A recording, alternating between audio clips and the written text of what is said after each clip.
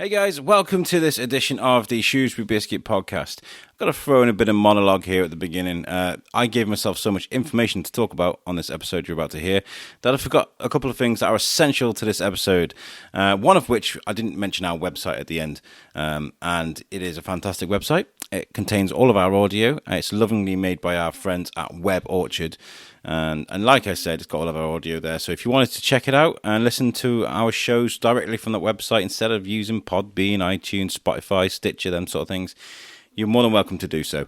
Although those Podbean podcast catches are great too. Also, one of the most remarkable things I've found during the lockdown period is how people have evolved and changed the way they do things. And one of the events that has caught my eye recently has been something that Shropshire Festivals are putting together in July. And it's a drive-in festival. A drive-in festival. Do you remember, drive-in movies are unique anyway. I mean, there's nothing else like it. And so imagine doing a festival or a music festival or a concert as a drive-in concept. I think it's a fantastic idea. There's a press release here that I'm going to read to you, and it says, clear my throat. We've been cooped up for a long time now, so it's about time there was a socially distanced, safe way to have a night out in Shropshire. Well, here it is. Shropshire Drive-In provides all the fun of an epic night out and delivered to the safety of your car.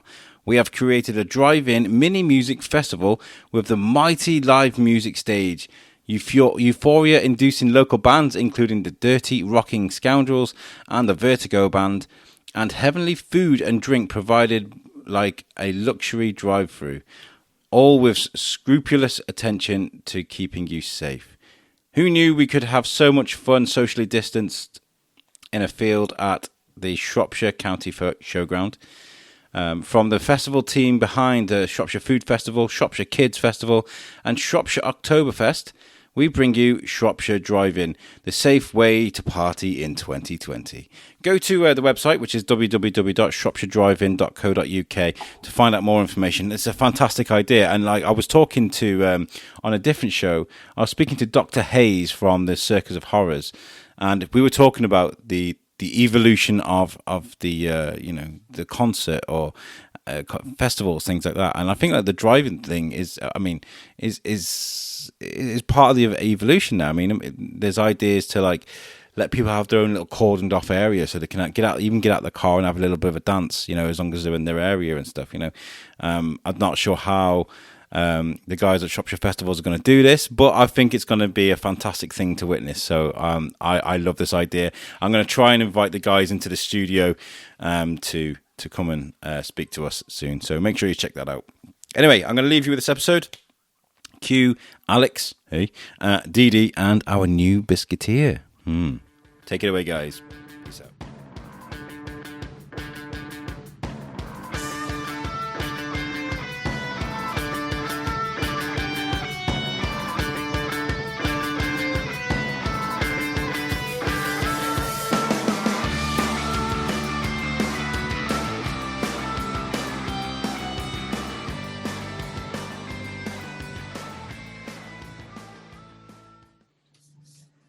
Hey guys, how's it going? Welcome to the Shrewsbury Biscuit podcast. I'm your host, Alex Whiteley, and I have two Biscuiteers joining me today. The one is Deedee. How's it going, Dee? Hey, it's all well. It's going as good as it can, isn't it? Isn't it? I always wait for that. Isn't it, boy? Isn't it? I don't know why I do that every time. Well, yeah, it's your thing, isn't it? Your thing, baby. It's my thing. It's my thing. Here it is. I got the awkward conversation. You've got the, isn't it? Yeah. Isn't it? It's a bit like the wrong Burgundy thing. It's like, was it Good Day San Diego? Yeah. Or Bruce Almighty. That's the way the cookie crumbles. Yes, exactly. Yeah, I'm going to trademark it. And joining us is brand new Biscuiteer who's just joined our team. We were talking with Max before he became a Shrewsbury superstar. I mean, he's been in the press a lot lately, but joining us now is Max Brown. How's it going, Max? Hello, Alex. Very, very well, thank you. It's great to be part of the team. Really looking forward to making a difference with you guys. Yeah, I was like, we need help. I need help because there's a lot going on at the moment. Like, things are about to go absolutely nuts. Like, I've got 2 weeks off or something this month. It's nearly 3 weeks, actually. And I want to absolutely cause chaos with our schedule. I want to literally throw everybody into the mix, and it's starting to fill up quite quickly. Sounds good. We need help. And I was like, Max is a great guy. He was on Shed Biscuits. We had a good rapport. Let's cause lots of chaos for Max for a bit. Like, that's fantastic. Thank you for joining us. We really appreciate you joining the team, and I'm sure you're going to be a fantastic biscuiteer. And you've been causing a lot of really good, positive noise in the town lately. What's going on, Max? It certainly seems that way. So I guess it all starts with I went out for a run one evening, as I often do. I went through the Quarry, and it was just terrible, the amount of litter that was there. Fair enough, it was it was a sunny day, but it was just like a rubbish site, honestly, or probably more akin to a festival. Yeah. So I just thought I've got to do something about that, and I put on my Facebook. I need the routine, all the rest of it, as we all do at the moment. So I'm going to go and litter pick, and I've been doing it every day now for about 2 weeks. I've had people come up to me saying, well done, it's so fantastic you're doing that, we love this park. And then I've also seen the same guys like the following day come out with the bag themselves and start to help, and it's just amazing. Yeah. It's just wonderful. Do you think this is because of like the obviously lockdown's been slightly eased a little bit and people can only really socialise outside and they're taking a bit of an advantage of it? Well, of course, yeah. But at the same time, I feel like we've been away from that for so long that we should have learned to look after it, Just really definitely. Appreciate it. Yeah. So it's a shame to see, but I think that is definitely the case, Deedee, yeah. I think it's a case of young people. I mean, I was a young person once. I've been guilty of it myself. I'm not going to sit here and say, young. Course. But young people... Young people live for today. They don't live for tomorrow, right? They live for the party or that certain situation. And obviously, with everybody... We've been in lockdown. Where's the one place at night where you can meet where you're not going to get any hassle? And that's the Quarry. But the problem is there's no respect there, like you say. They just throw the crap everywhere. I mean, the main issue really is that in the morning time, the dog walkers come and there's broken glass on the floor. Do you know what I mean? Yeah, that's a big deal. That would be my first worry. Yeah. Obviously, it is cleaned at 8 o'clock, but today was a particularly good thing happened down there. We got the guys from Share to come down. We had about 30 of us today doing the litter pick. Yeah, which is amazing. So Share is a charity for recovery in Shrewsbury, and they wanted to do good work in the community, and we collaborated and decided it'd be a great thing. So we're going to start doing that weekly as well, every Saturday at 9:30. Yeah, and I'm going to join you next week. I couldn't. This sounds like fantastic. A really completely selfish thing, but I work nights, and so this is the. Tomorrow I'll go back to work. So what I need to do on a Saturday, genuinely, it's not me being really weird, but I have to lie in on a Saturday so I can stay up late tonight so that I can sleep in again. Body clock, isn't it? Yeah, I've got to condition my body genuinely, because if I don't do it, it has like a domino effect on my week. And come Wednesday morning when I finish, I'm like, I'm a mess. No. Yeah, so I had to kind of try and even then I woke up at 8:30 and I was like, oh, that wasn't good enough. But yeah, it's. So it went well then, yes? It went really, really well, yeah. Such positive feedback. People of all ages helping. It's really, it's great, Alex. Yeah, fantastic. I'm glad because but the problem is, right? If the Quarry is cleaned every day and then there's no, we should get the young people causing the mess clearing it up, right? Surely. Completely, yeah. Grab them by the scruff of the neck and clear up your mess. Well,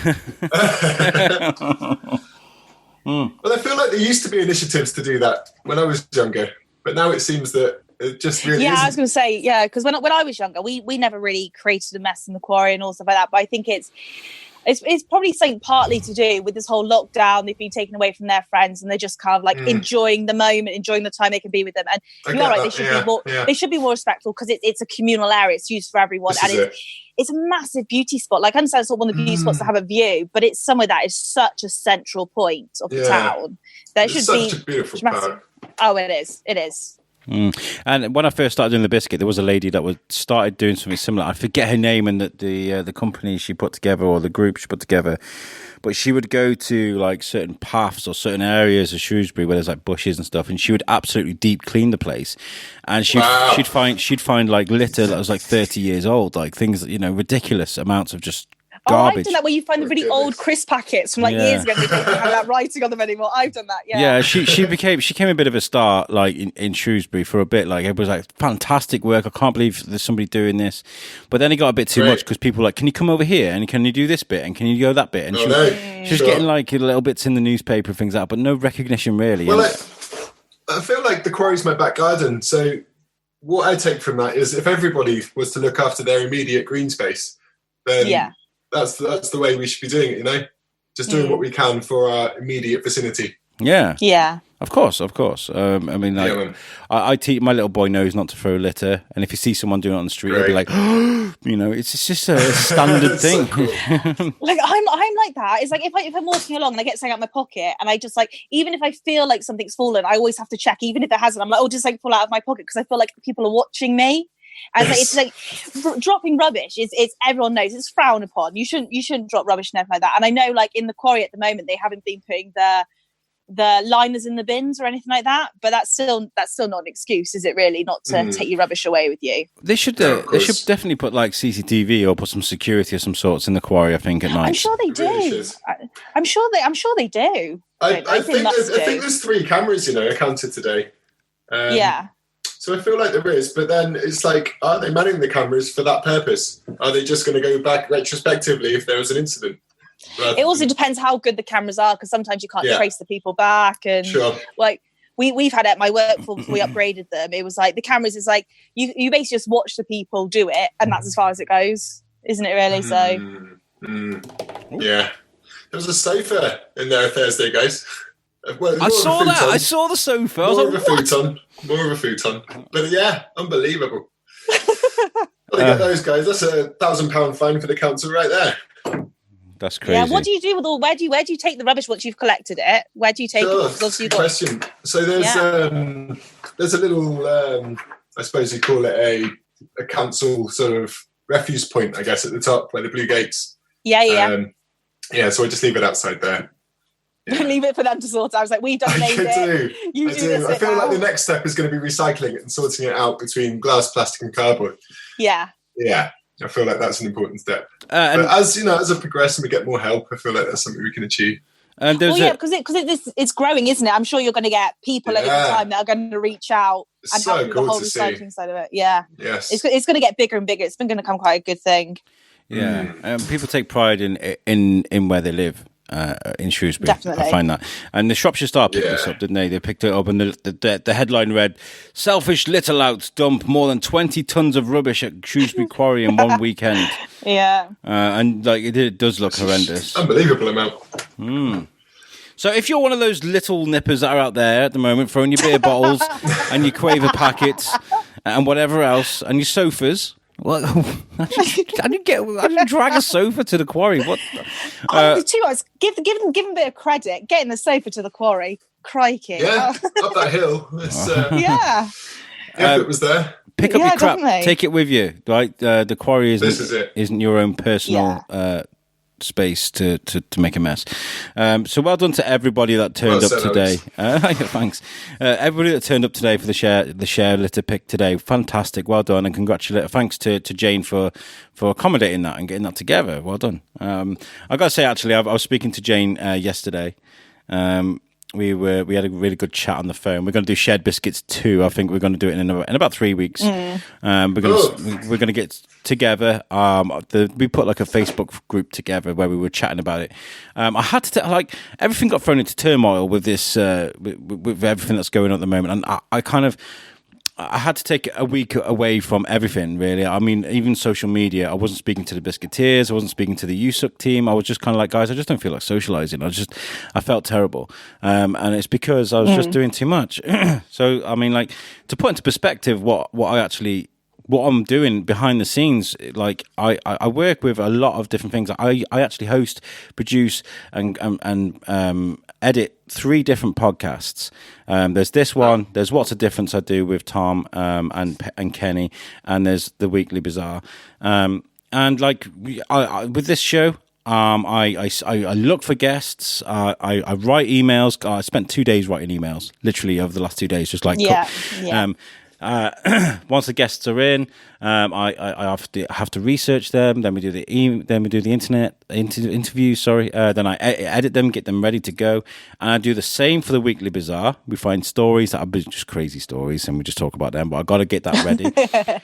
And then what's the difference? Is like a huge caliber of a show. Like we're speaking to people all around the world. We're speaking to like Emmy-nominated producers, TV hosts. We had Adam Purnell come on, we did the chicken wing thing live on Instagram. Oh, great. We've had, but when you're working with people that are highly respected, you've got to put out a product that is just, great audio and sounds fantastic. Yeah. So there's a lot going on, and it just got a bit too much. So I was like, I'm having a week off. So everything. Right, so yeah. Yeah, no one blames you for it. No, especially with everything going on at the moment. I think we live in a world currently full of like uncertainties. No one knows what direction we're going in. But however, people still have their own lives going on while this situation going on. They have their own problems going on. And like we've got like you were in the process of moving house, but then this pandemic happened, but then you're still here having to work and you're still doing all the podcasts and everything like that, while in the outside world this is all still going on. So it's gonna flip and drain anyone, isn't it, really? Yeah, I mean, there's lots of people going through some terrible stuff right now, but I mean, like, oh yeah, while you're trying to juggle all that as well, it takes a toll. But that doesn't mean I'm going anywhere. I'm actually really passionate about putting some great content together to help people in the town. If you're listening to this now, this is going out on the Monday. There is still plenty of time to get in touch and come on the show. This is a podcast is an organic, fresh way to tell people about what you're doing. People only tune into the Biscuit if they want to listen, and if they want to listen to what you're going to say, they will learn about you. I mean, like the way I describe it is, you walk past a shop for 10 years, you've never been in. If you learn something about the owner and learn that it's actually a really nice guy and would like to chat to you and has a certain way of selling things, you might want to go into that shop, or you might want to go to that event or help that charity.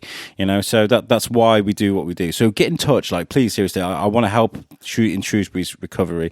We've got lots of people coming in already. I mean, we've got Phil Gillam. I think we're going to do something with next week because he's had an extended appointment as mayor, which very rarely happens. He's doing like 18 months instead of a year. Yeah. Some people from the parade have got in touch because the parade is now open. Well, not open. It's not open now. It's it is open now because it's this is no, it's open on the 15th. I got my dates wrong. See, I'm an idiot. Getting overexcited is what you're doing. Yeah, 15th. Getting overexcited because that's where we're based. It's 15th of June. The parade opens. I have a list here of some of the properties or the businesses that are going to be opening. And if I just pull up my bit, I've got so many. Here we go. I've got one. Is that including our studio? Our studio, I've had a confirmation that we can start recording from the 15th of June, and we do have somebody booked in. We're going to be speaking to Manola Moss, who's opening an eyelash extension salon. Oh, she is going to be my girl. That is it. You got to get me on that one. I will be there. No, Max is on this one. Just imagine turn up. Oh wow! I'm gonna come and flaunt my eyelashes because I've got the best eyelashes in show business. I really do. From the 15th of June, just like your hair. Oh, the low blow, man. That's a low blow. sorry. From the 15th of June. The following shops will be open from the parade, and that's the Bill Layton Photography, Timespan, Cashmere and Silk, Salop Technology, Think Tank, Crystal's Cupcakes, Beadles, Salop Stamps, Second Chapter Books, and Setanakai, and of course the Shrewsbury Biscuit.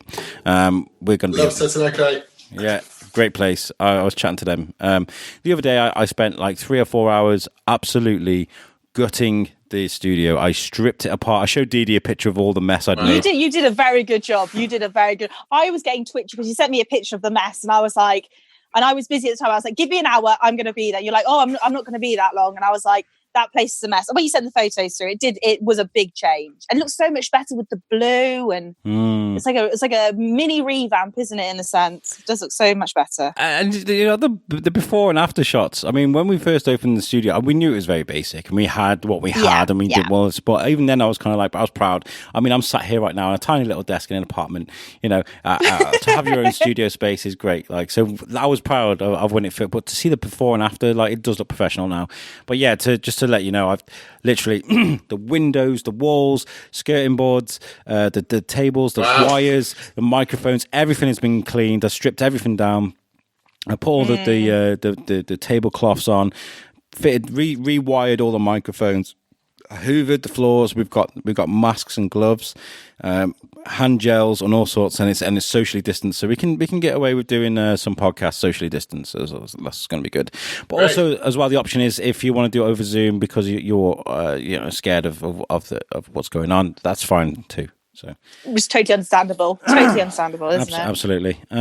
So yeah, we're open for business, guys. The amazing thing, going back to what you were saying then about sort of revamping and everything, it's great to see that local businesses are doing the same thing and just trying to use the time for good, make their business better and stronger and just a more inviting place for people to be. It's great. Well, we've spoken to a couple of people on the podcast, and we had Saisons, and they're a restaurant in town, and they obviously got affected by the floods with their other restaurant they have and everything like this. And they had obviously then this massive pandemic happened, they got closed. But then he turned around and said that what they're doing at the moment is something they've always wanted to do, where people can do it online, like order the ingredients, have the recipe, and cook at home. It's something they've always wanted to do, but they never got around to doing it. And this is something that's basically helped them in that direction of their business where they want to go. So there are silver linings in such a dark, very dark cloud.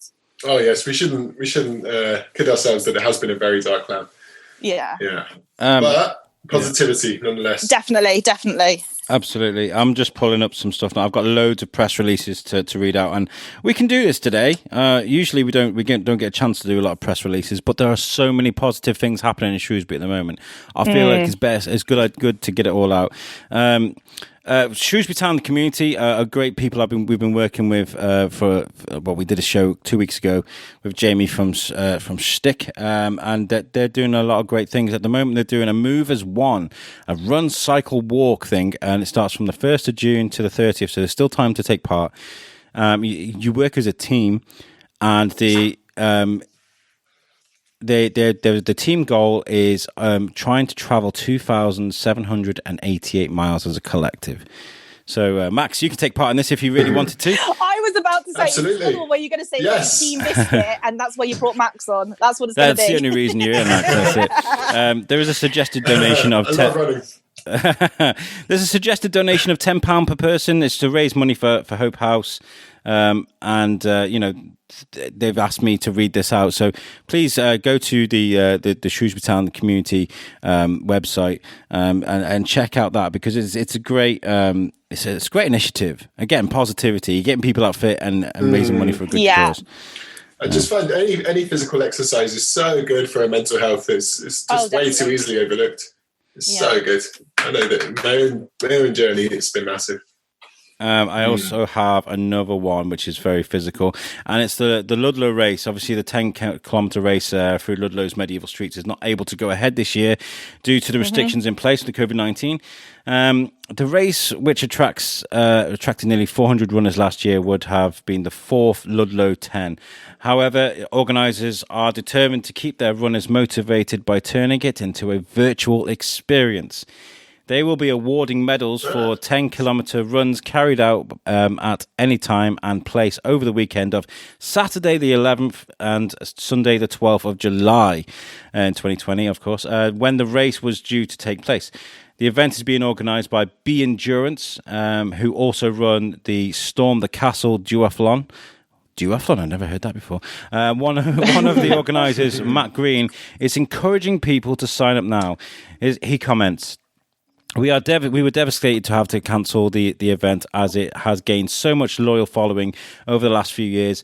Many people are in need of positive goals to work towards, right? That's what you were saying, it's positive. Now, so we decided to create a virtual race where runners' hard work can still be recognised and awarded with our medals. And the beauty of the virtual race is that runners can complete their 10-kilometre run anywhere they like, on the roads, trails, or even on a treadmill. All we ask is that runners abide by the government guidelines regarding travel, exercise, and social distancing. Yes.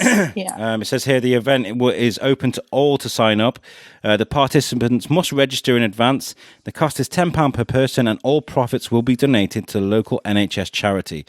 B Endurance will provide coaching plans to help get runners in shape for the 10K, and they will be asking runners to use some sports timing software to track their run. So there's your That's what I was going to say. Do they say about the tracking of the runs? Because how does it work? Like, Max, you might know. How does it work with when you're measuring a distance if you're on a treadmill?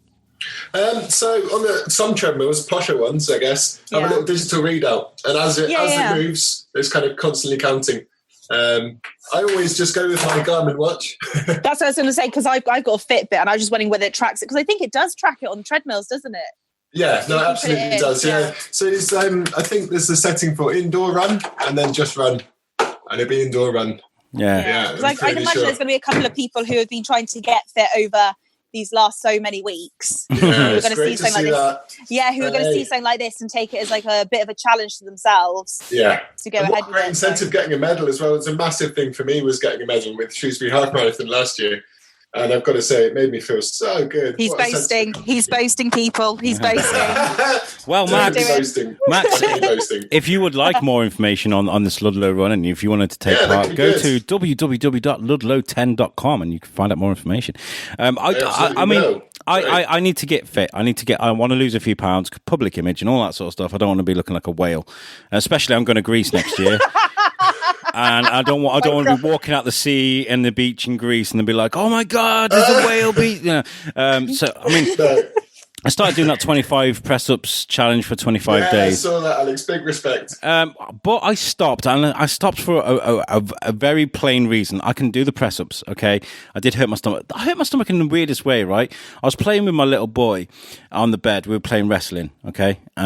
Deedee's gone, I went. No, sorry, I'm back. I went to lift him up, and I swear to God, he was on my shoulders, and I went to almost like a sit up with him on top of me, and it felt like the bottom of my stomach was tearing apart. I screamed. I've got a really good pain threshold. I screamed in agony. It felt like hell, honestly. So that affected me for 2 days. So I still pushed through and did the. But I've been talking a lot about people's behaviours online. And things, brainwashing. We've been talking a lot about TikTok and how I think TikTok is kind of just pushing the boat out a bit at the moment, because my little boy's got this game on his tablet.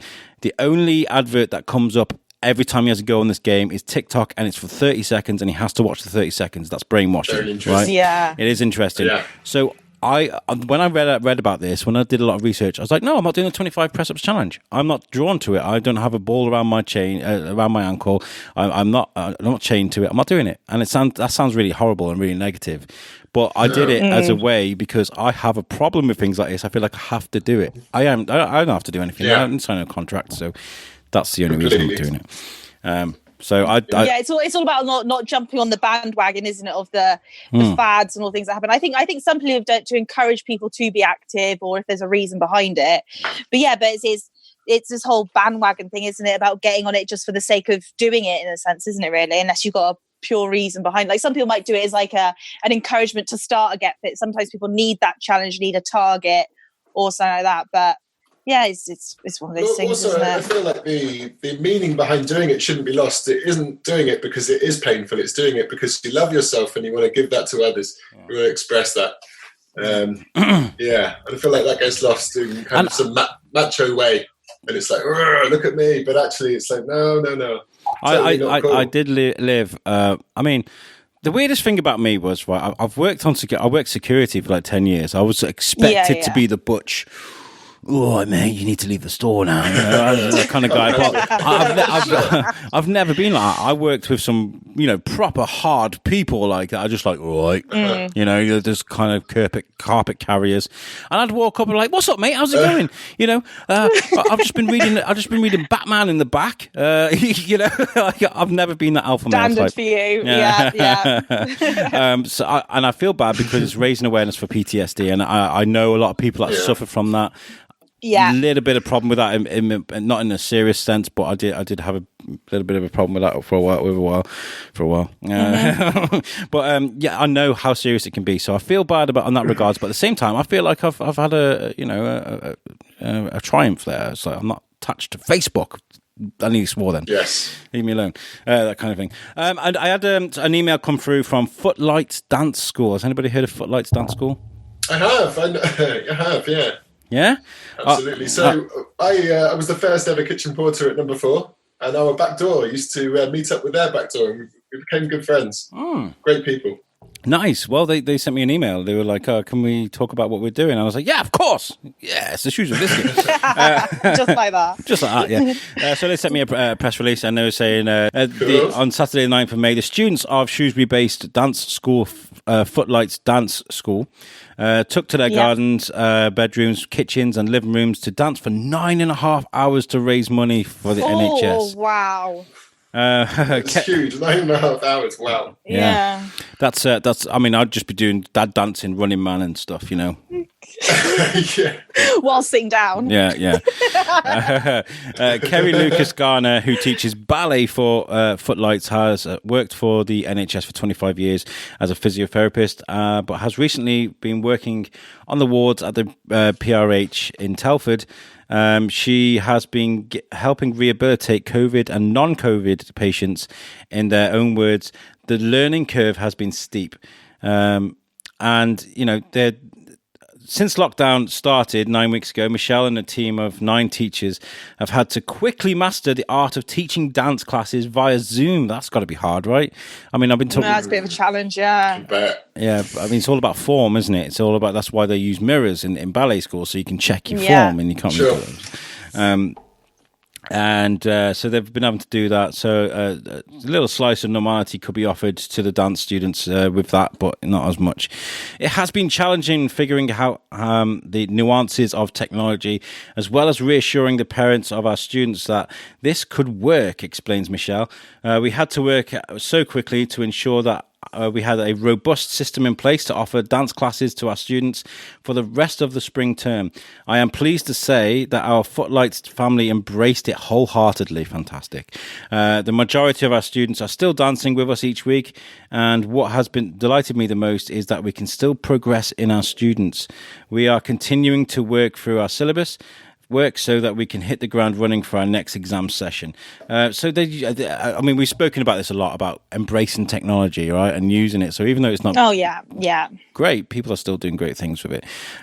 Shrewsbury Town community, a big shout out to them because they've been doing a lot of dance classes and things like that. It's been fantastic.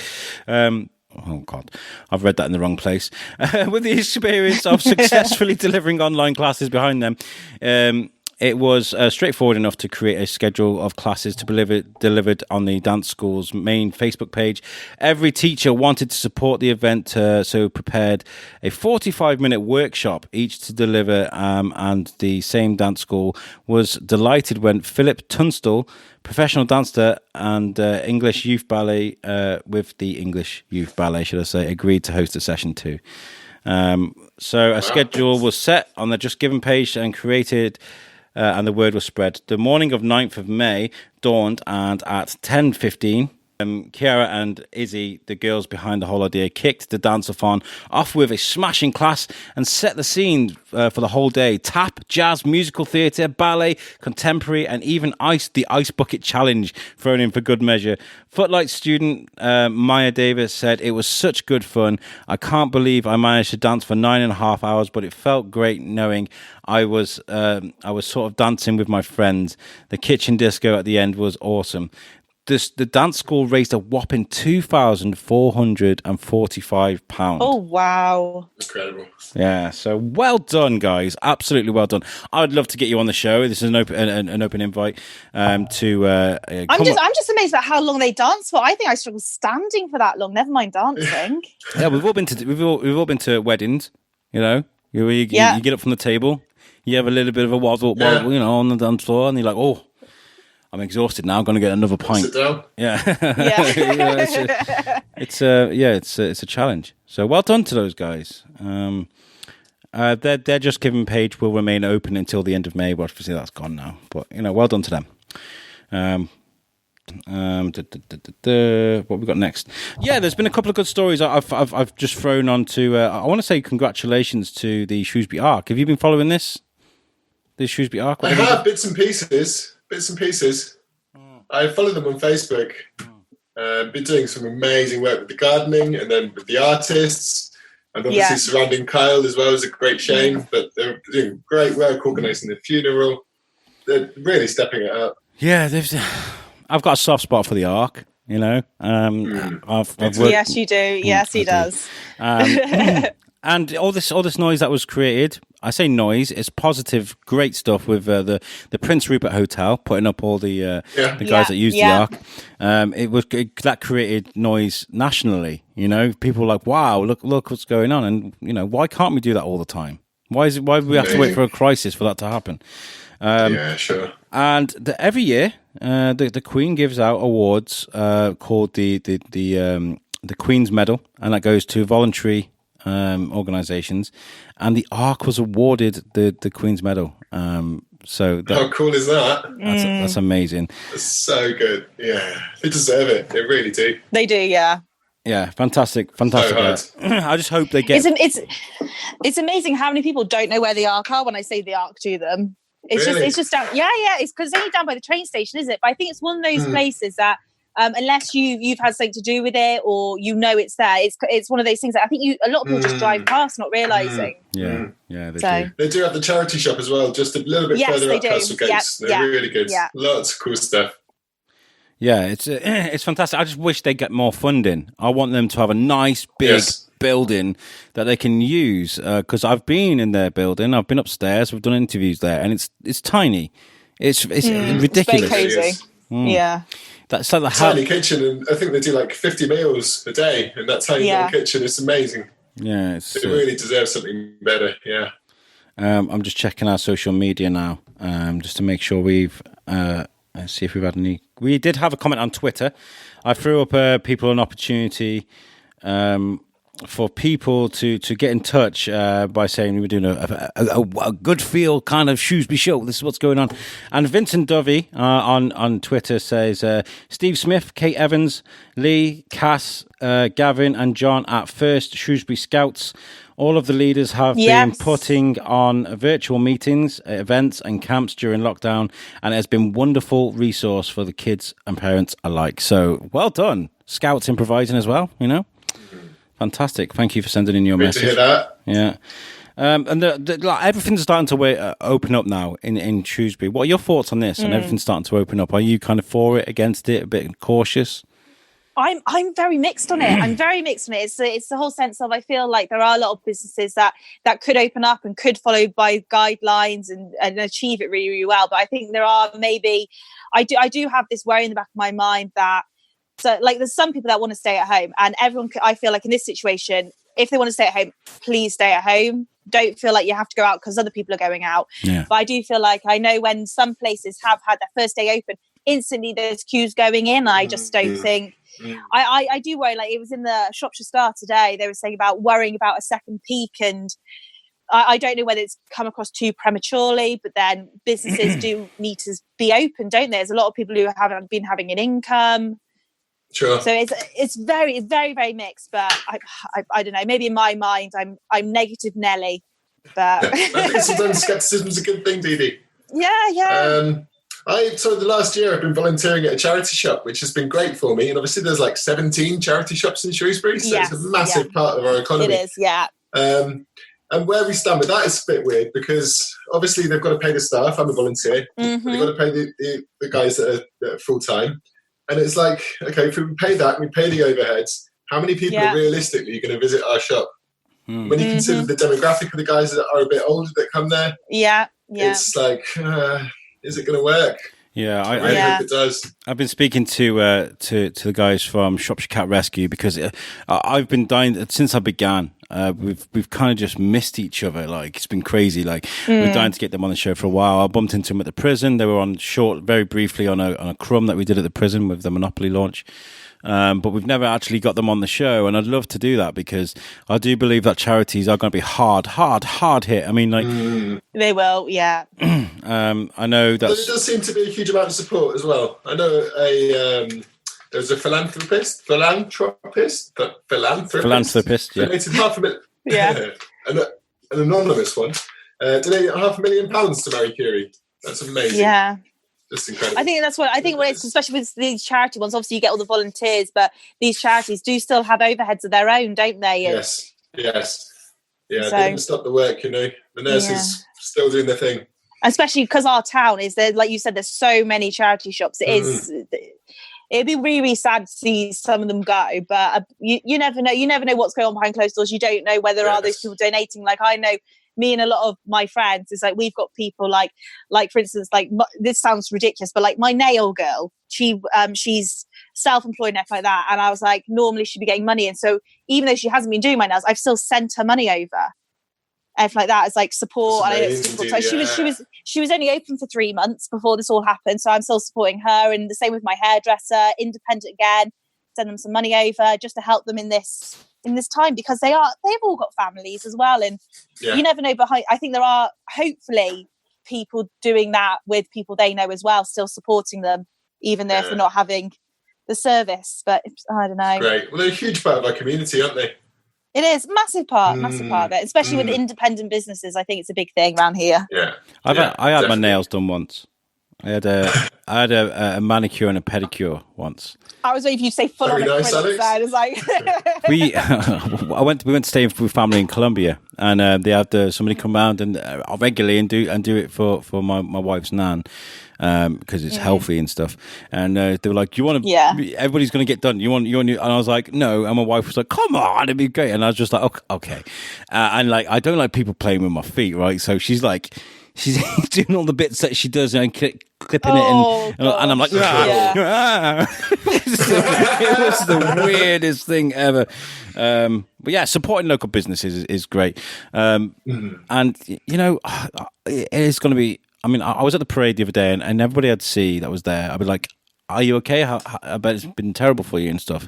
And then they just look at me like, "What do you think?" Like, you know, and I'm like, it's really hard to just talk about it, you know, because I know some people have been absolutely devastated, but hopefully there's like with everything slowly opening up, I feel like there's a bit of hope there. Maybe I hope that people don't abuse it, and there's a second spike because people aren't listening. This is what I mean. People all rushing out, queuing, isn't it? Not taking it seriously because they see it as like a slight ease. They're like, oh, we're all safe now, but it's not. It's not so much that. I think it's a lot.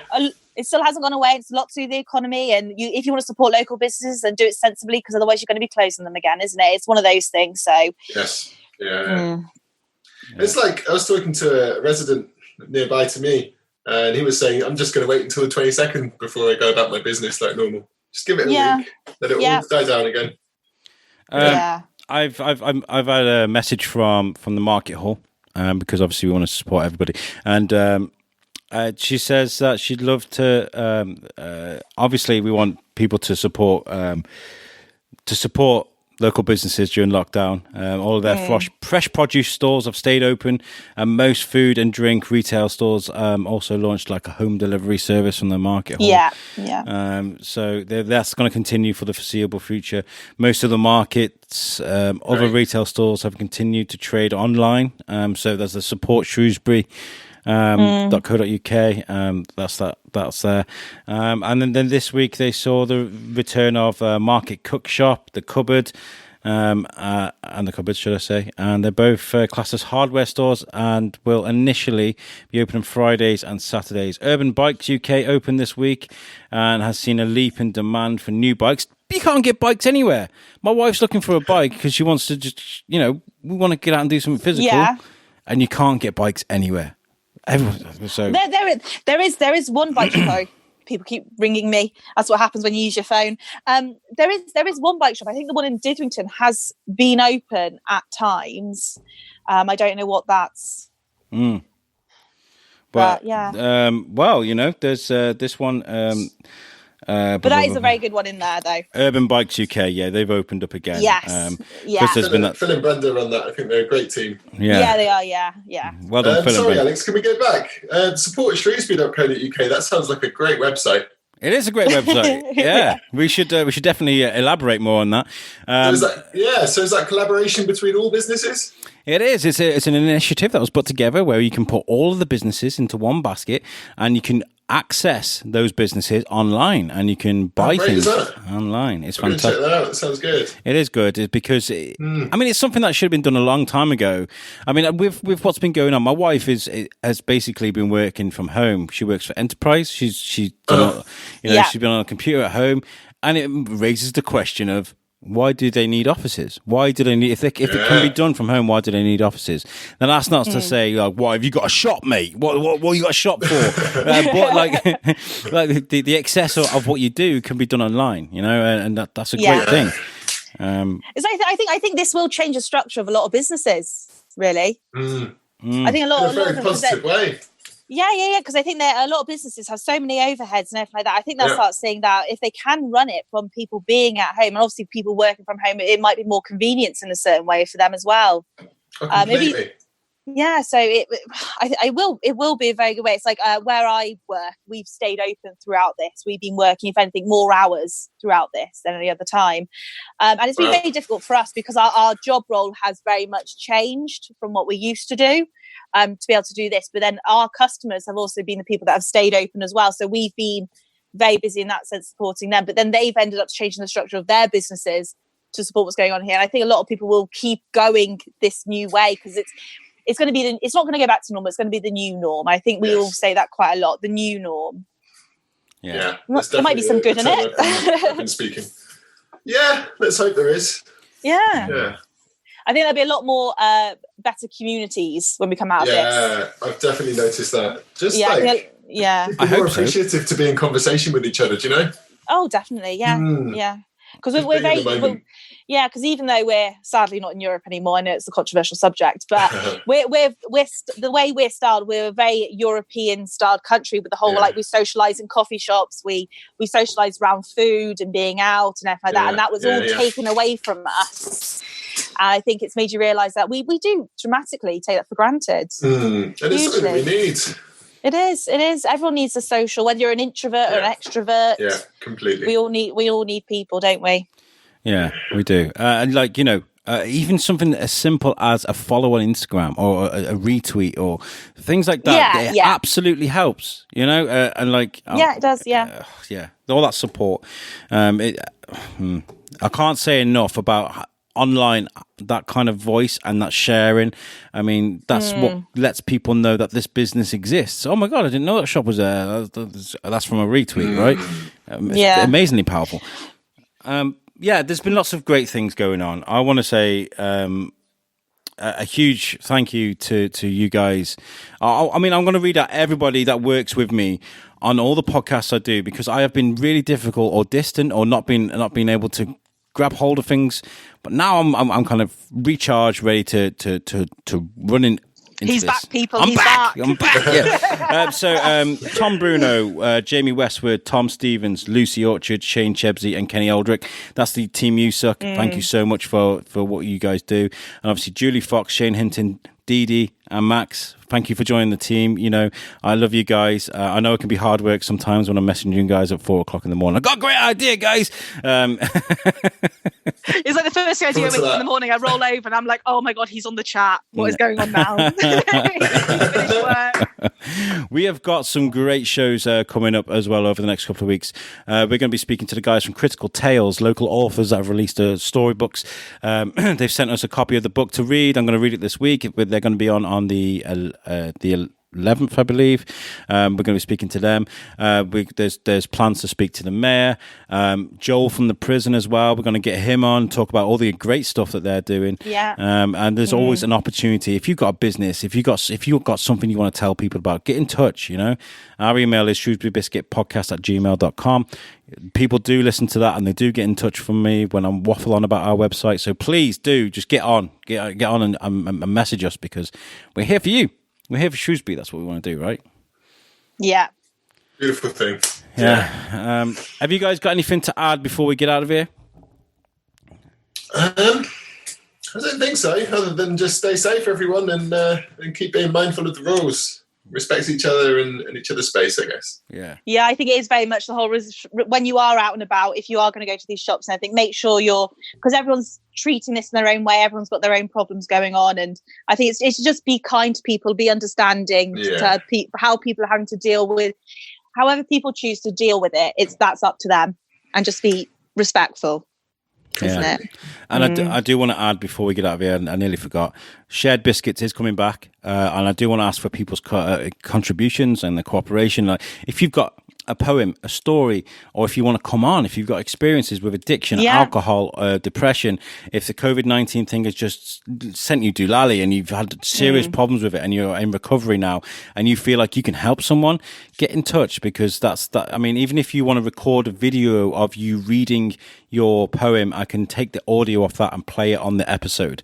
So if you wanted to do something like that, please just send us stuff, and you can send it on my personal Facebook inbox, or you can inbox it to the Shrewsbury Biscuit on Facebook. Please get in touch. This has been a fantastic episode. Max, welcome to the team. I'm really looking forward to working with you. Good to be here. Dee, you look awesome. No more of this. Oh, my makeup's not done. No, it's not. It's not. I'm not in my normal habitat.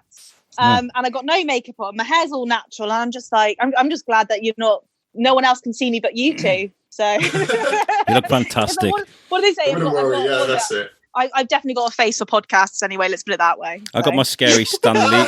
I got my scary Stan Lee t-shirt on. Look at that. Anyway, guys, let's get out of here. This has been fantastic. Thank you for listening, and we will catch you guys next week. Peace out.